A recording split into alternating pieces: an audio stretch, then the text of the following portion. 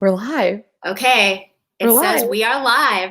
I think we're on. Oh, Okay, hey everybody, welcome. hey. I'm Christina Soontornvat and And I'm Booki and Vivat. and then I and this yes, I'm here with Booki Vivat. I am the author of A Wish in the Dark, and this is the book birthday for A Wish in the Dark.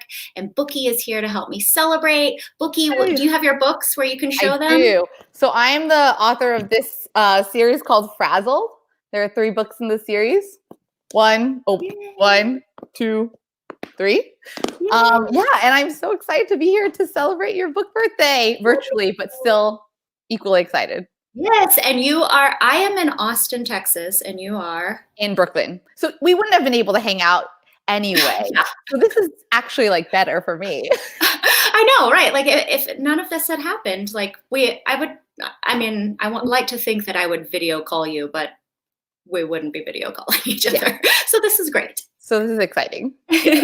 Well, this is so cool. Okay, so we're going to we're going to chat a little bit. We're going to take questions as questions come in. I can post them up and we can answer them. And then, of course, I think everybody knows that Booki is not only the author of the Frazzled series, but she's this amazing illustrator. We're such big fans of her art in our house, and like my kids doodle. They love doodling like Booki doodles, and so maybe you can draw a little bit too. I don't Yes. know. I don't want to put you on Ready. the spot. I'm prepared. Okay, all Always right. prepared. Like a good artist, you always have your sketch pad. Okay, so one thing I was gonna start off by asking you is, so like, I think one thing that's cool about all authors like going online and just being a little more personal is that we get to see each other's spaces. So are you in a place where you can show us anything in your house? So this is my living room, and here's my bookshelf. I coordinated it by color because Oh it's my actually gosh. the laziest way to coordinate, because you just do it by color and you don't have to alphabetize or anything, but it does look really pretty. It looks Oh. beautiful. I actually have another bookshelf in my bedroom over there. And I have a desk in my bedroom that I sometimes use to write, but really I'm more of a write whenever inspiration strikes type of person. So I don't always end up writing on my desk. Okay, so you do you write all over your house? Do you like go to coffee shop to write or? Yeah, so it kind of depends. I feel like I probably should figure out a place where I am like the most optimal writer, but I haven't figured that out yet. So I think that sometimes I'll write at my desk, sometimes I'll write on the couch, other times I need to get out of the house, so I'll go to like the library, or which is like very close to me, the Brooklyn Public Library, which I Oh, love, and then I'll go to coffee shops every so often and pretend that those people are my like coworkers. But oh, very cool. Yeah, they are. They're your friends. they don't know, but I know. That's awesome. Well, I'm in my living room because this is where I get the best signal. I'm sitting on the floor in front of my television, and this is like our living room space. There's our front door. I don't usually write in the living room. Sometimes I do spread all my papers out here when I have to like organize stuff. But I, as as you do, I actually just started paying for and renting an office Ooh, that's space. smart. Yes, right before everything shut down and No, I'm not allowed to go to my office. no. So it was impeccable timing. I Oh. just moved out from working from home right when I'm being forced to work from It was like home. a sign. It was like, actually, you need to be here. Yeah, you've done all your best work here. So, but it's okay. It's fine. My husband's working from home. I'm working from home. I did a ton of work on our kitchen table Yeah, I before. think ultimately what I've realized over time is that you just work where you can like find time and space to work. Like when I think about like the first few books, I remember doing some of the art for this book in like the weirdest places because I was on deadline. But then I went actually did it on the way to Thailand, and Oh, I had like this 14-hour layover in Russia. It was the worst layover of my life, and I was just sitting there in like the cold airport of Moscow and just like drawing drawing the art for my first book. And then a week later, I was on a beach in Thailand while my family was playing, drawing and doing the art for my book. So I think you kind of just make it work wherever you can. I'm realizing that over time. yeah. Yeah, you totally have to. Well, that's so cool, and that's so neat that you brought up that you were on the plane to Thailand, because that's one thing I wanted to talk to you about. I don't know if people know, like, so A Wish in the Dark. I've been talking about it a lot. That it's fantasy that's set in Thailand. That the setting is inspired by Thailand, but before this book was coming out and like the Thai cave rescue book, I didn't talk about it a lot that I'm Thai American and you're Thai American. Yeah. And like, I remember meeting you for the first time and just like being so excited about that, like just being able to share those experiences and that background. And yeah, so I mean, that's one thing that I wanted to chat with you about was like, like your family and your cultural heritage. Does that come into your books at all? And how does that inspire you? Yeah, it's interesting because I think so. My actual full last name is much longer, as most Thai last names are. It's like 14 letters long, and I think that for me, I don't know. I think I'm still trying to wrestle with what it looks like to write about being Thai and what that looks like, because there isn't a lot of Thai representation, which is one of the reasons why I love the fact that you are writing so much about like your Thai heritage. Because for me, I just don't have those we don't have those examples. Like I don't know one book that has like from my childhood that had any Thai characters or mentioned Thailand really at all. And so as an author, I'm finding that I haven't really fully figured out a way to kind of write that story for myself. I think Frazzled, it definitely has moments where she deals with being Asian American, but it's not Thai specific and it's more very general, which is what I felt like I experienced. So I think a lot of it has to do with like unpacking my own like personal experience with being Thai too, and like not seeing a lot of representation for Thai people and not really knowing how to write that. So yeah, I'm so curious about how you felt going into the like writing A Wish in the Dark. Yeah, I mean, A Wish in the Dark is not my first book. So a lot of people have been saying like, "Oh, I love this debut book," and I'm like, "No, it's not actually my debut. It's been a while." Yeah, so my first fantasy series is called The Changelings, and it very much like I didn't, the main character is white. I didn't write from that background at all, which like that was fine for that book. It took a while. And even when I was writing A Wish in the Dark, it was hard for me. Like I totally agree with what you're saying. Like you don't have a lot of examples. And so you're like, is this okay? Like, is it okay what I'm doing and what I'm saying? And there's a lot of magic in the book that is inspired by, the magic that my dad would talk about, and like different beliefs that he would talk about when I was growing up as a kid. And I was like, it's so different from other magic books. Like it's not like Harry Potter, Yeah. So yeah, I completely commiserate with you. So my dad is Thai. My mom was born in Texas. She's Caucasian American. Would you like to see an amazing picture? Okay. Yes. I have to stand up for you to get the full effect here. All right, this is a picture. Oh my God, I love Look how big it is.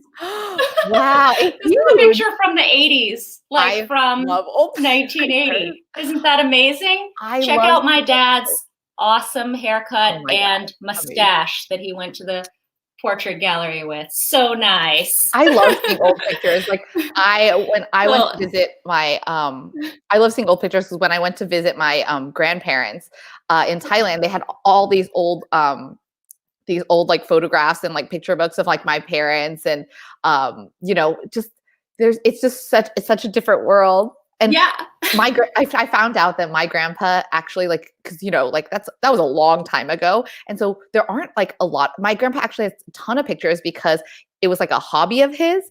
And so I found out that's how he wooed my grandmother, because she really wanted it was rare to have people who took a lot of photos. And so he offered to take photos of her and her friends, like as a special thing.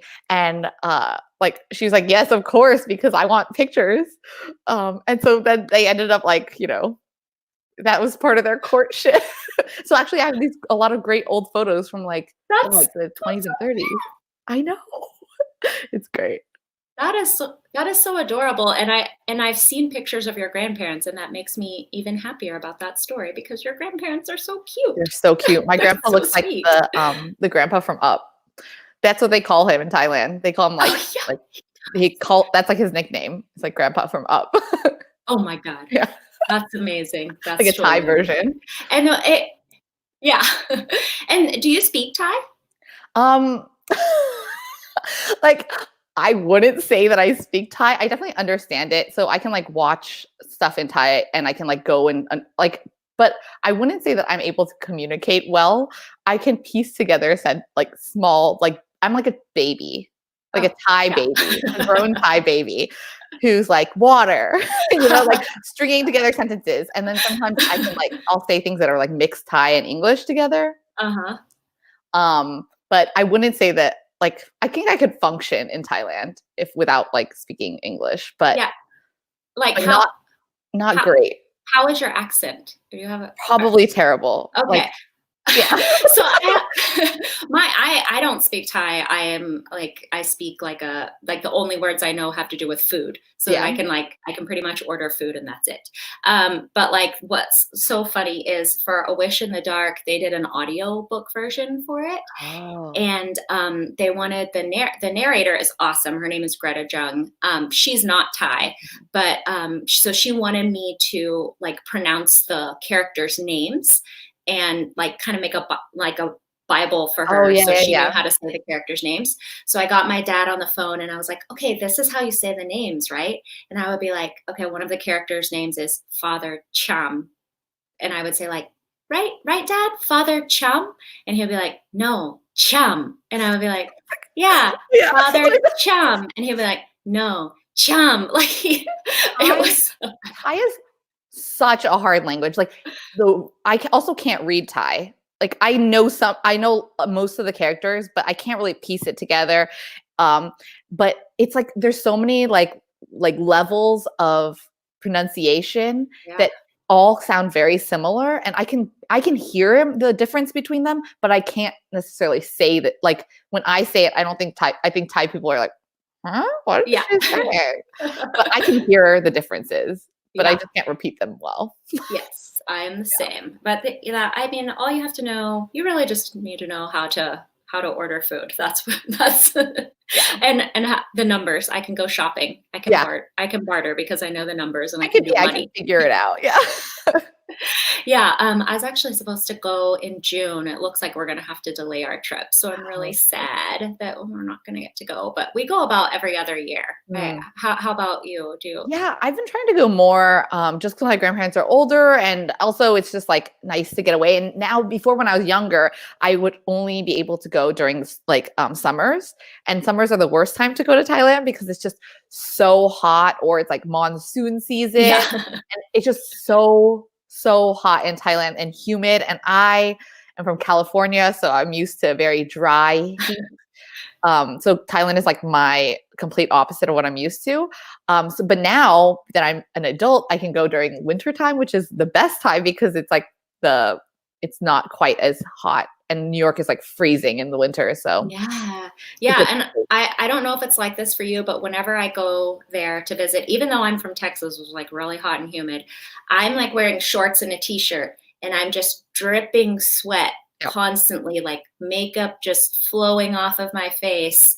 And there will be Thai business people walking around with like a suit and a tie, like a jacket, like a wool business jacket, no sweat anywhere. I think they can tell that we're foreigners because of our sweat. Like, I think they just know. They look at us and they're like, oh, she's sweaty. She's definitely from America. Like, I just know. It's like you can't hide it. I do it. It wouldn't matter. Yes, that's amazing. Actually, I brought these to show because my parents, they shipped me some, like, I don't cook Thai food, but my parents shipped me some things to like help me survive. So this is like, so I actually prefer the like the coconut soup. Dong ka gai. I like that one better, but I mean, I can't like, pandemic. I can't be picky during a pandemic. And then this is one of my favorite foods. It's called khao soi, and it's from like northern Thailand, which is where my family is from, in Chiang Mai. Oh, okay. I was gonna ask you where they're from. That is khao soi is my favorite. Like, So good. it's like curry noodle soup, but then it also has like crunchy noodles on top. The noodles are so good. And the pickles that you eat with it. It's like sour and spicy. It's amazing. But actually it's hard because my stepdad, when he first came to America, he worked in a Thai restaurant. Now he's like an engineer and stuff, but he is such an amazing cook. And so I like grew up eating his food, and I'm super spoiled. So it's like all Thai food, I just compare to his food. Yeah. Like even food in Thailand, I'm like, oh, it's not as good as his. It's not as good as his, So I'm very like spoiled in that way. Yeah. But I don't cook at all. Yeah, no, I don't either, actually, but I'm trying to learn more now. I've made a couple more.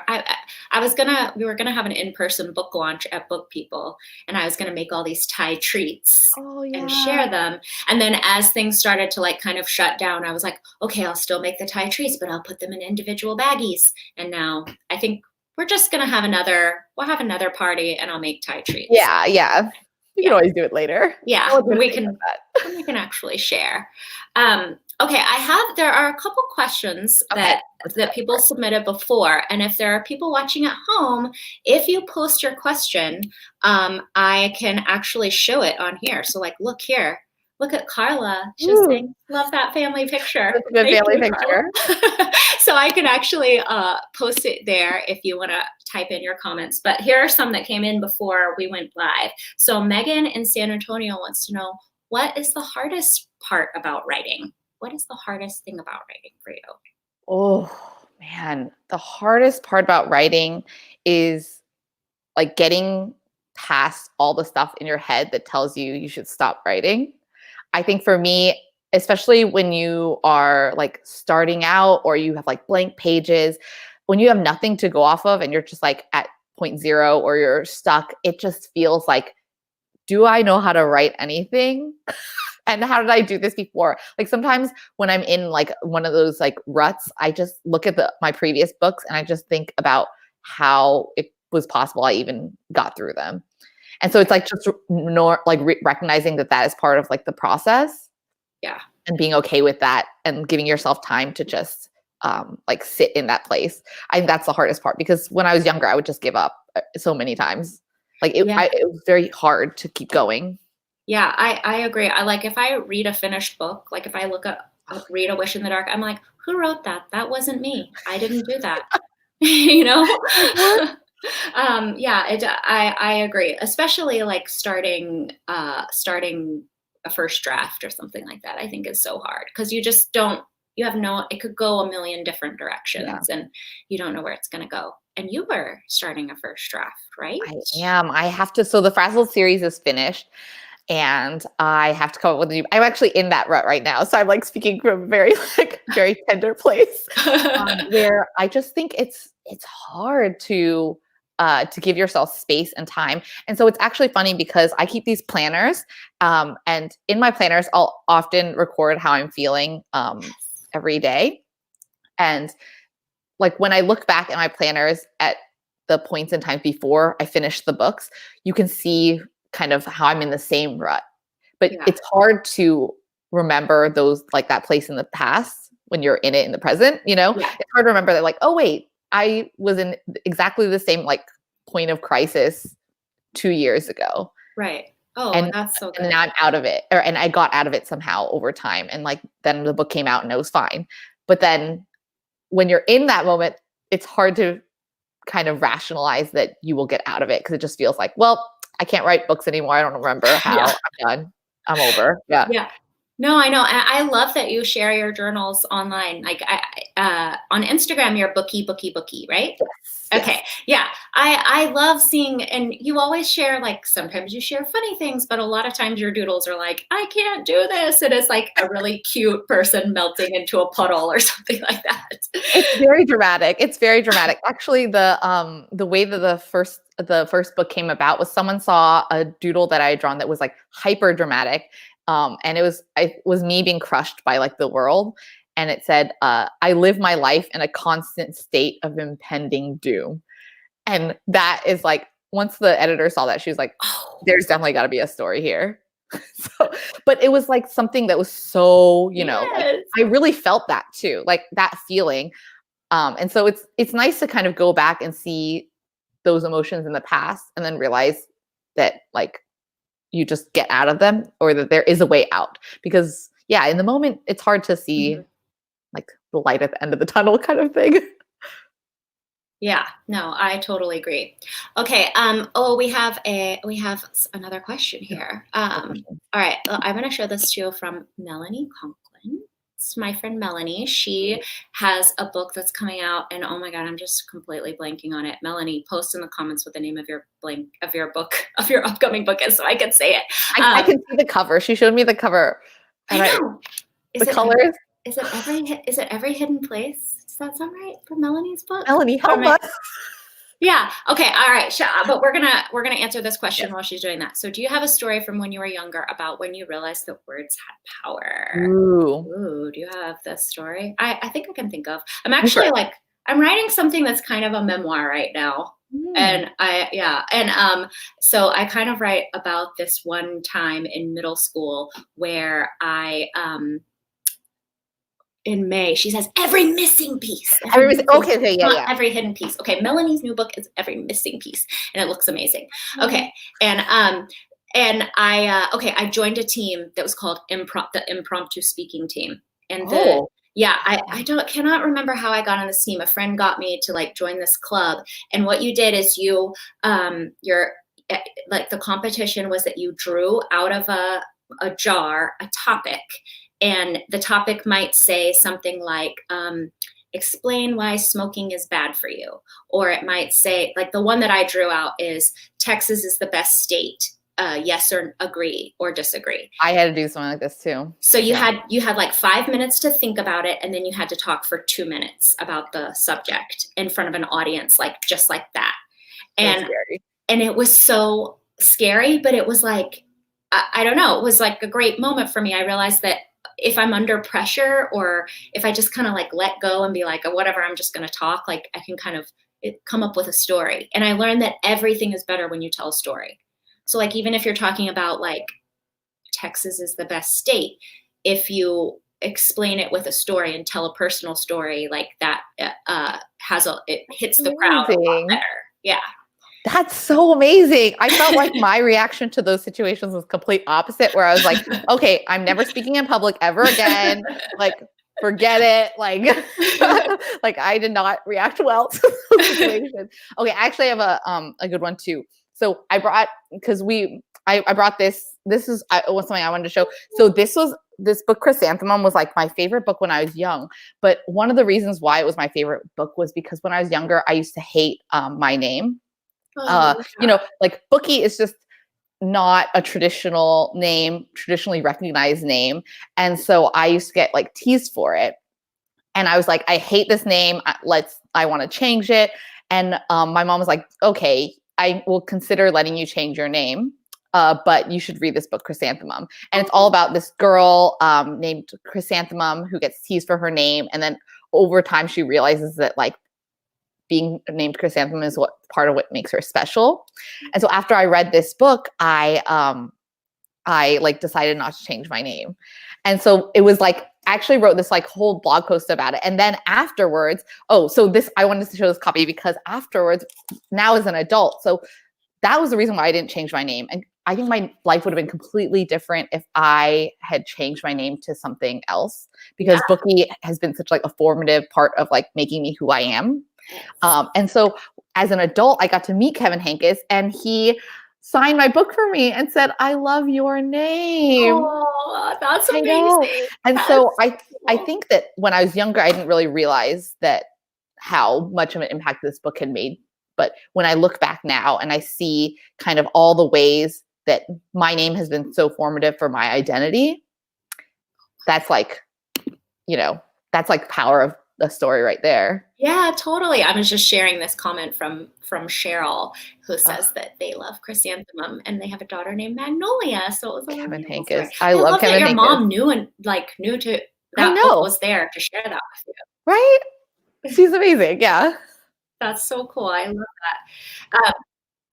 Yeah, people were always asking me if I was going to change my name because my husband's name is like a really short name. So when I got married, I had the opportunity to go down from 11 letters to 4, and I just decided not to. And I don't know. It's just kind of like, that's who I am. That's my name. I didn't want to change it. Not that there's anything wrong with changing your name. No, but. I mean, my name is Okay, still let's do another legally question. the Go ahead. Your name is still legally. What are you allowed to share your full name? Yeah, it's Vivat Turnip Monkon. It's actually the in my I don't know if I'm supposed to tell people this, but it's the copyright. My copyright name is my real full name.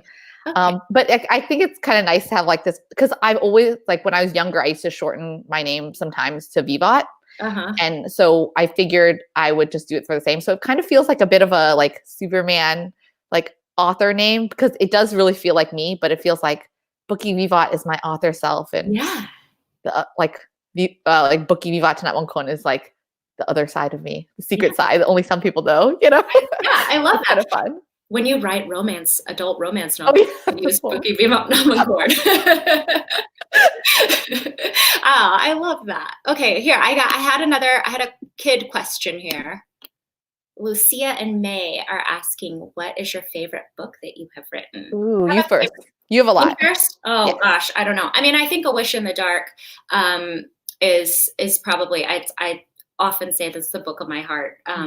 It just like brings in so many things that were important to me as a kid. Like it's inspired a lot by stories of my dad, growing up in Thailand and the stories that he would tell. And then it's a twist on Les Miserables, which is my favorite book. So good. And my mom told me the story of Les Mis when I was a kid. Like I was only 10 years old, and she was reading the book, and she would paraphrase it, like summarize it. I love that. Yeah, so she like told it to me. So we have this really like special connection over that book. And then I'm completely obsessed with the musical. I'm not going to sing any of the music. Oh, it's such a good musical. It's so good. So there's just a lot. And then, I put a lot of magic into there. So I think I would say that one is, but I also have a chapter book series called Diary of an Ice Princess, and I'm really loving those books. It's more for like first, second, third grade, and it's so great to have a younger series too. Yeah. Illustrations. So I would say that. How about out of Frazzled? Do you have a favorite one? I don't know if I can choose a favorite. It feels like choosing your children, because they're all like related, you know? Yeah, right. I don't know. I think the first one, because it was just like, the first one was the first one. So it's like your first baby. But then, I don't know. I also love the second one because I think it was the hardest one to write. I think I had the most writer's block on that second one, and I struggled the most in the second one. So the fact that it even exists, I feel very proud. And then I think I like the art. I think that my art style evolved over the 3 books. And so I think I like my art style in the third the best. So it's kind of like, they're all kind of even in different ways, depending on the day you ask me, I guess. Saying that about the second book, how hard that was, I don't know if people know that that's a thing for authors. Like, the first book, there's so much getting it out there, but the second book is actually so much harder. Like for some reason, like there's just this mental block when you've already written a book, like to do the second one. I see that all the time, and I didn't know that until I had to write a second book, but that is a thing. It's a thing. It's a thing. We have this is really great. I love this question from Librarian Bookends. So good. This is a tough time affecting bookstores, authors, and illustrators. How's the Kidlit community coming together? I promise that I did not pay this person to put this comment in here, but I feel like I must take this opportunity to talk about the Everywhere Book Fest. Which is a virtual book festival that's going to happen May 1st and 2nd. So some authors, especially authors Melanie Conklin and L&O and I got together and have started bringing in other volunteers. And we're going to have just a really awesome virtual festival, like a mix of live and pre-recorded panels. If you go to everywherebookfest.com, you can see all the info there. And we're going to have some really great keynotes that are already lined up that we're really excited about. So I have to make the plug for that. Got it. Yeah, it's been really great to see actually everyone coming out of the woodwork to kind of try and support each other. And I think one thing that I'm loving is seeing all these illustrators do creating like content and live content and sometimes pre-recorded content for kids, because I'm also watching them. Like I know there's so many different illustrators who have like weekly or daily like drawing exercises with kids, or they'll draw together, and to get the chance as just a creator and to like draw with someone like Wendy McNaughton or like Vashti Harrison, like that's amazing. Or like, you know, it's great to see people come out to kind of do what they can to like connect. Yes, yeah, and so many people are reading and posting videos of themselves reading, because we know all the kids are at home, and teachers and parents are at home. And I saw Dan Santat is like doing a little survival school thing, and on one of his things, in order to earn the badge, it was like, you have to let your parents work quietly for 1 hour. That's so good. Dan Santat is so funny. Who's also Thai. Yes, that's right. He's also Thai. And his last name is longer too. I can't remember what it was, but I think that was like the first question when I met him. I was like, I know you've got a longer name. Yeah. That's cool. I feel like that's like the perfect segue. Rebecca's asking, is there a one spot toolkit with all these resources? I'll say that Kate Messner is gathering a lot of them, and Susan Tan has a YouTube channel called Authors Everywhere. And then there was a recent New York Times article. The Everywhere Book Fest got named in the New York Times article, but they listed like 10 awesome places. Like Grace Lynn is doing a YouTube channel about that too. So yeah, so check out those places for sure. There's also like a lot of the publishers like Scholastic and HarperCollins, I know, have a ton of stuff that they're just like collecting. So I would check out all the publishers as well. Okay, yes, right, absolutely. Look, we have a happy book birthday from Bangkok. Yay. That's so my gosh, yay. Hello. That's so awesome. Okay, I feel like you were talking about drawing, and I feel like this is a segue where we make Booki draw something. Okay, yes, I'm ready. I'm ready. So if you're commenting and you have a challenge that you want Booki to draw, you can comment that. But maybe we start with, like, do you have like an easy thing that kids can draw at home? Like a way to draw like a face, or I mean, I can show you how to draw like headphones, like Abby Wu, the main character. I think it's pretty easy. She started from like stick figures. So it's very like, it's just a matter of like drawing like really simple lines and simple shapes. And I realized like that's kind of my thing. Can you see Yes, this? Yes. This is going to be a bit awkward. Oh, yeah, I'm going to hide this so we can see. Let's go with, okay, so I just start with her head. And then here's her neck. And I always just have her wearing the same outfit because I'm not that creative when it comes to outfits yet. So she always just wearing like a tank top. Just her body. So you can kind of see how it evolved over time from like a triangle. Yeah. A circle and a triangle. And then I just throw up her like arms right here. And so one of the hardest things, I would say some of the thing I have figured out most recently has been how to draw hands. I've always heard hands are hard. Hands are so hard. But they are kind of a must, because like once you can figure out how to draw hands, you can do a lot more. So that was one way I had to evolve. And I just like to draw like mittens. Yes. That's a good way to like figure it out. Yeah.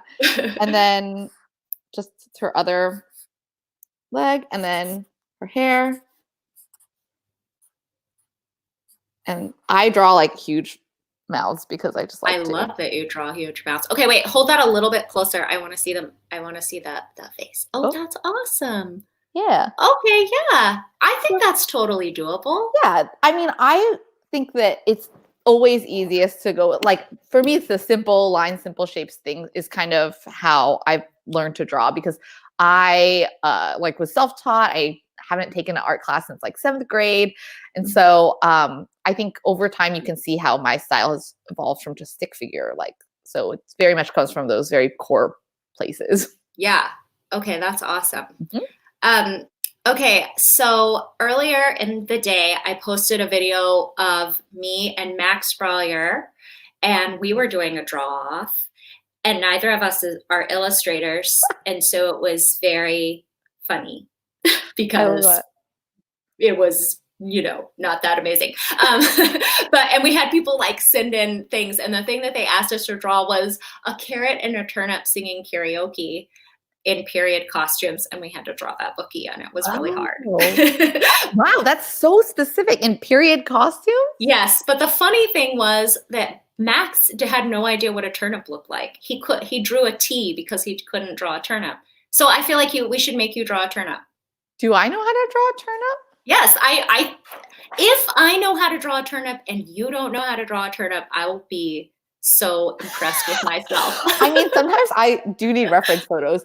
Do I need to draw them in period costumes? No. I think you have to draw. I think you have to draw a carrot and a turnip doing karaoke. Yeah. Okay. Yeah. Oh my God, do I know how to draw a turnip? Okay.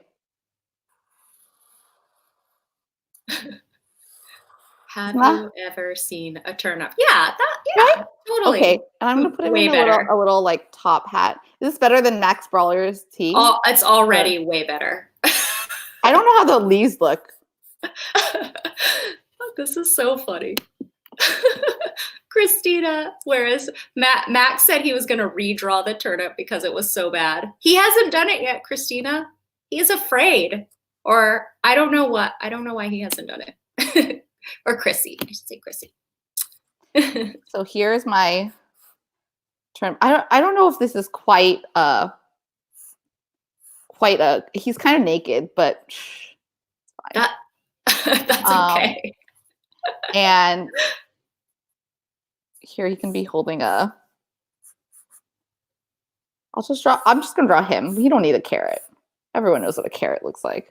Though you thought everyone knew what a turnip looked like. Yeah, that's right. Max. So here it says Max never eats vegetables or something. Though I will say I haven't cooked a turnip myself. So my family used to make turnip soup. That was a big thing. You like put a whole bunch of turnips and pork bones in a pot and you boil it, and it's like delicious. Wow. It sounds terrible, but it is delicious. And actually I put that into one of the Diary of an Ice Princess books, is turnip soup. And yes, that's so much better than our turnips. That's amazing. You know what's funny though, is like, because we're all drawing like without using pencil. And I was thinking about this, about how when I was younger, I used to think that like real artists didn't need to do like, they didn't need to draw in pencil. Like real artists just could draw like and never make mistakes and all this stuff. And now I'm realizing that's not true at all. Yeah. Well, and I used to think real authors typed on a typewriter. And didn't make any mistakes. Yeah, ever. and they just like typed it up, and because on television you see them do that, and then they go shing and like print that, you know, like they never like go back and erase or anything like that. No, I use erasers all the time. I like make so many mistakes. Aw, Susan says I definitely don't know what a turnip looks like. It looks like kind of right.